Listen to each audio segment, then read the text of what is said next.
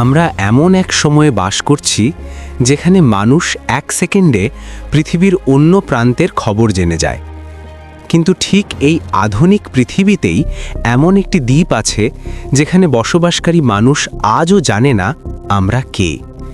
তারা জানে না সভ্যতা কি, ইন্টারনেট কি, বা আধুনিক পৃথিবী আদৌ কেমন।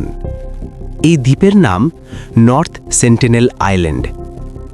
ভারতের আন্দামান ও নিকোবর দ্বীপপুঞ্জের কাছে বঙ্গোপসাগরের গভীরে লুকিয়ে আছে এই দ্বীপ। উপর থেকে দেখলে এটা শুধু একটা সবুজ দ্বীপ, কিন্তু ভেতরে ঢুকতে চাইলে এই নীরবতাই হয়ে ওঠে সবচেয়ে বড় সতর্কবার্তা। ভাবুন তো একবার, আমরা সকালে ঘুম থেকে উঠে প্রথমেই ফোনটা খুঁজি। নেট না থাকলে মাথা খারাপ হয়ে যায়। আর ওরা সকালে ঘুম থেকে উঠে সূর্যের আলো দেখে। আমাদের কাছে নেটওয়ার্ক নেই মানে সমস্যা, আর ওদের কাছে নেটওয়ার্ক শব্দটাই অজানা। হয়তো ওরাই বেশি স্বাধীন। এই দ্বীপে বসবাস করে সেন্টিনেলিজ উপজাতি। ধারণা করা হয় তারা প্রায় 60,000 বছরেরও বেশি সময় ধরে এভাবেই বেঁচে আছে। কোনো সরকার নেই, কোনো আইন নেই, কোনো আধুনিক অস্ত্র নেই, তবুও তারা আজও টিকে আছে। সমস্যা তখনই শুরু হয় যখন আমরা তাদের জগতে ঢুকতে চাই।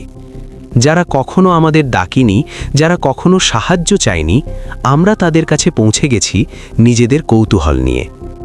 2018 সালে একজন মানুষ এই দ্বীপে প্রবেশ করেছিল। সে আর ফিরে আসেনি।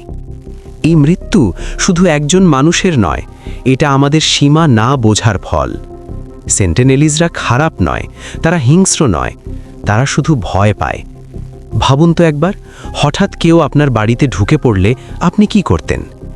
তাদের তীর ধনুক আক্রমণের চিহ্ন নয়, ওগুলো আত্মরক্ষার ভাষা।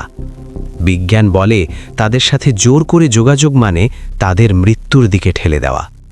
কারণ আমাদের সাধারণ রোগই তাদের জন্য হতে পারে মরণঘাতী।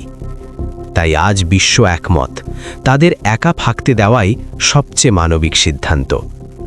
নর্থ সেন্টিনেল আইল্যান্ড পৃথিবীর মানচিত্রে খুব ছোট একটি জায়গা, কিন্তু এই ছোট দ্বীপ আমাদের বড় একটা শিক্ষা দেয়। সব রহস্য ভাঙা দরকার নেই, সব দরজায় কড়া নাড়া উচিত নয়। কিছু মানুষকে শুধু তাদের মতো করে বেঁচে থাকতে দেওয়াটাই হয়তো সবচেয়ে বড় সভ্যতা।